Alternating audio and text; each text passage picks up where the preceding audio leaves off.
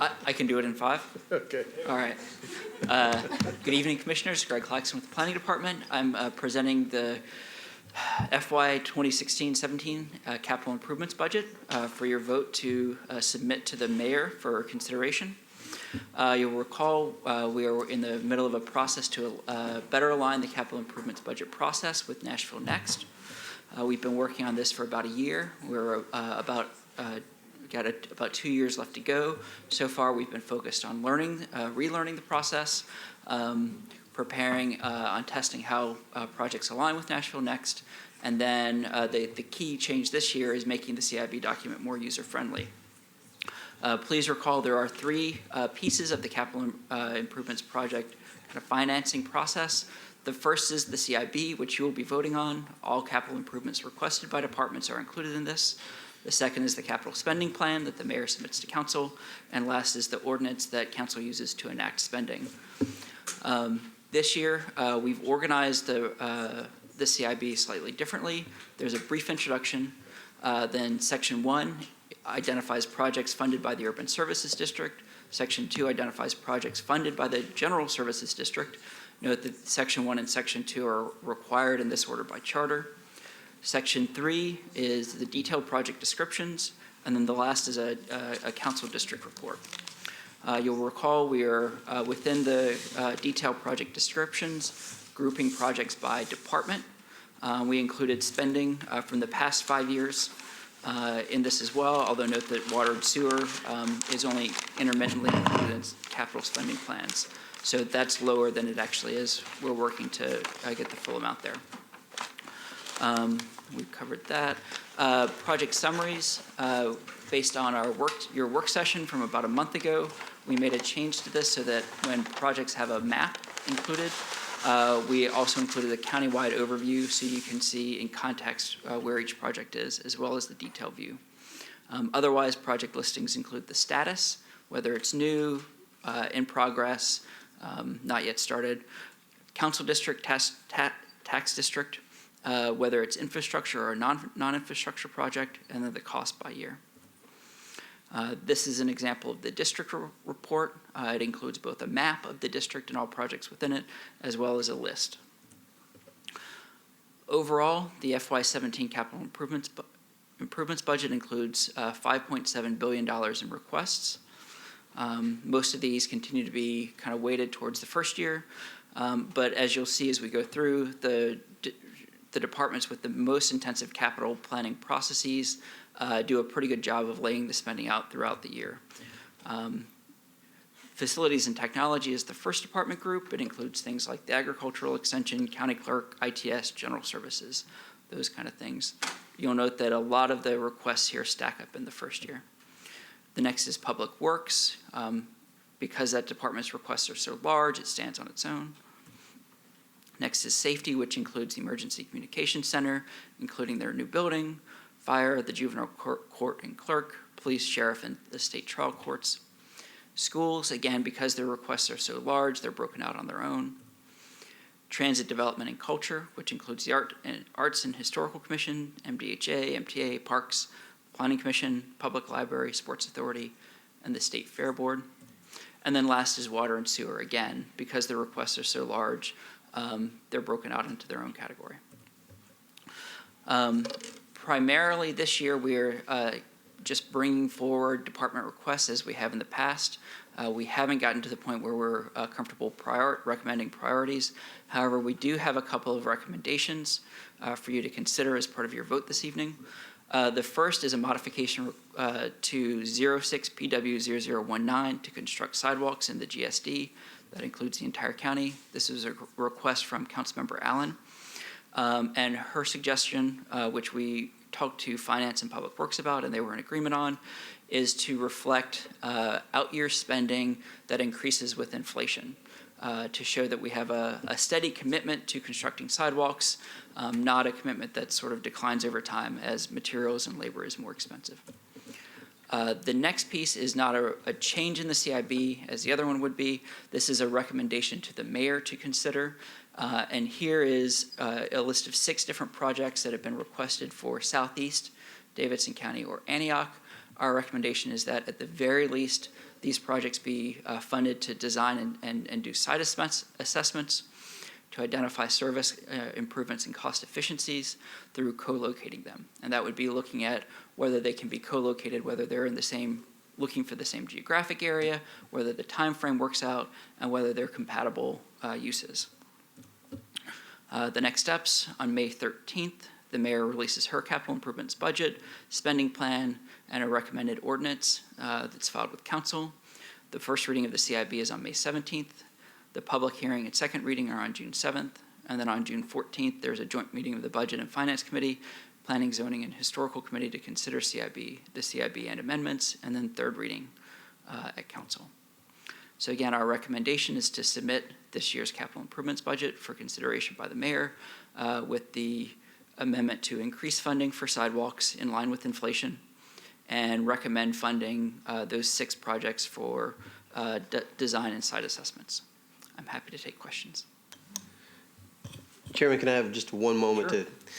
to first, I want to thank Greg. He's done just a fantastic job with the CIB. I know that everybody has the binders, and he's taken us a long way in a short period of time. But next year, we plan to handle this process very differently.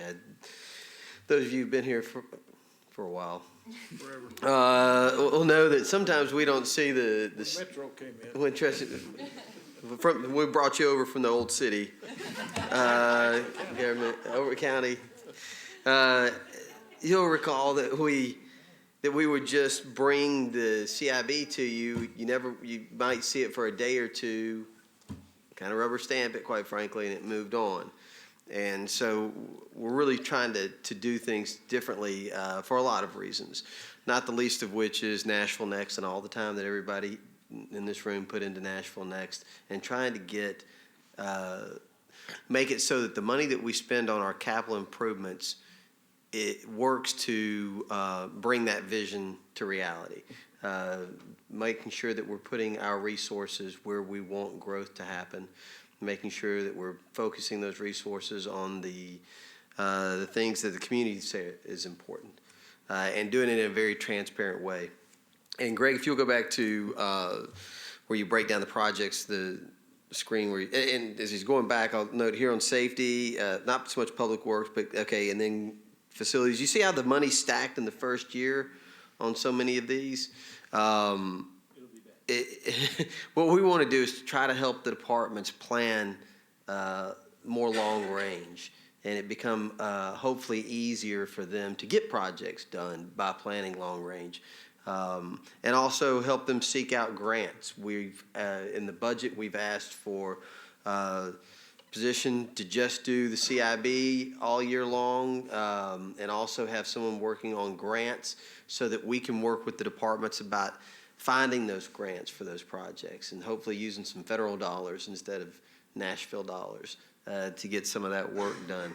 So this year you're seeing more than you have in the past and in more detail, but what we really hope to do is change the process next year so that we have some work sessions and we go over these things. And by the time we get to the budget season and we're really looking at these things, y'all have seen all the projects and had a chance to really analyze them and ask questions. We haven't been able to do that this year, but next year we hope to be able to do that. And again, help the departments with their budgets. This is not about us telling the departments what their priorities need to be, but just helping them seek additional dollars, helping them present it to the council and to this commission in a way where they understand what we want to do over the next 5 or 6 years, not just the next year, and then help them to think, all of us to think in terms of how are these projects moving us closer to the vision that Nashville said that it wants to be through Nashville Next.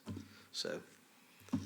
What is the projection for this coming year for the CIB?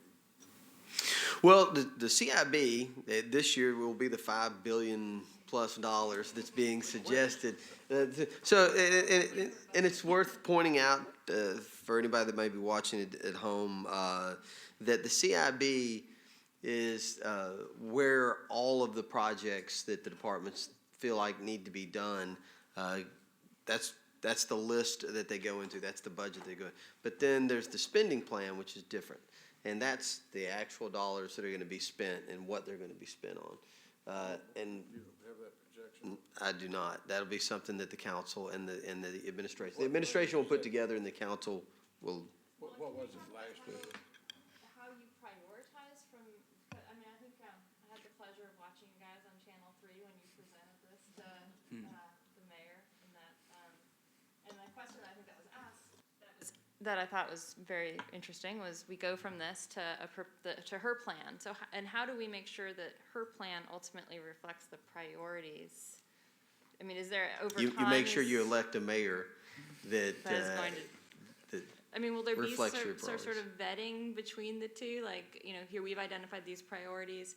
Here's the budget, the plan that actually comes out. Can we vet that against the priorities we identified in this process? That's the administration's job. Okay. That's what they do. Okay. This commission gives its recommendation on the projects, and that's really what we're trying to do, is it to give the voice of this commission more significance. If you have data and you have transparency in how you use that data to come up with your priorities, and that's what you present to the administration and to the council, then they're going to need to pay attention to that. It'd be very difficult to walk away from a plan that is data-driven and Right. transparent. And so that's, I think, the best way that this commission can insert itself into the discussion and try to drive it so that it is fulfilling that vision. But then you have to hand it over to The the mayor and executive council. and legislative branch for them to do their It's the job. dollar that we're recommending to the administration. Well, we don't make a recommendation on the actual spending plan. So the actual dollars that are spent, that's just done with, and I would say that the finance department has a lot to do with that. But that's really done outside of our purview. But we're making a recommendation Well, to we're- projects that's got a price tag on it. If you go back to the full, the spending, the $5 billion that we're not suggesting that they spend I recommend $5 $5.7 billion, no. What we're simply doing this year, if we say, well, we didn't think we thought that was too much, but the chairman was in favor of $5.7 billion. But for this year, we're really just identifying the projects as they've been submitted to First us. year burning. Right. Okay. The first year of a 3-year process where we hope to get to a point where everything is data-driven and we're all speaking the same language. Well, I think the example that you've pulled out of Southeast, I mean, by looking across all the different departments' budgets and figuring out how many things are aligned in one area that could actually be easily co-located or create a nice government cluster or something like that that will help create our centers.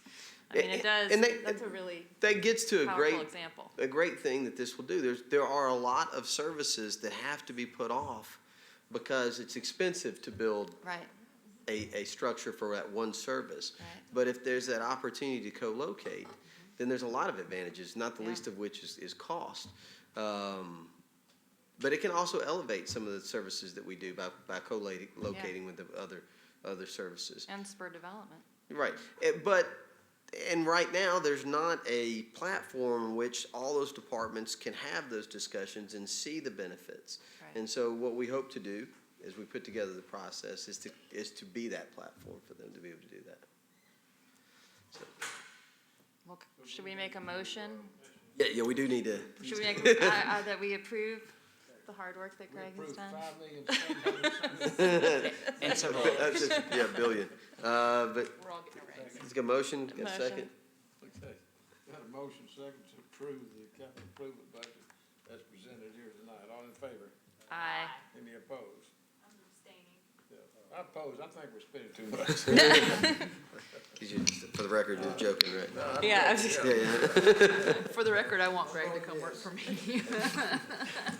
Well, I will say, there's several people who supported this, so it is not a lone effort by any means. We've got tremendous support from our GIS and transportation planners, as well as several other departments. Thank you.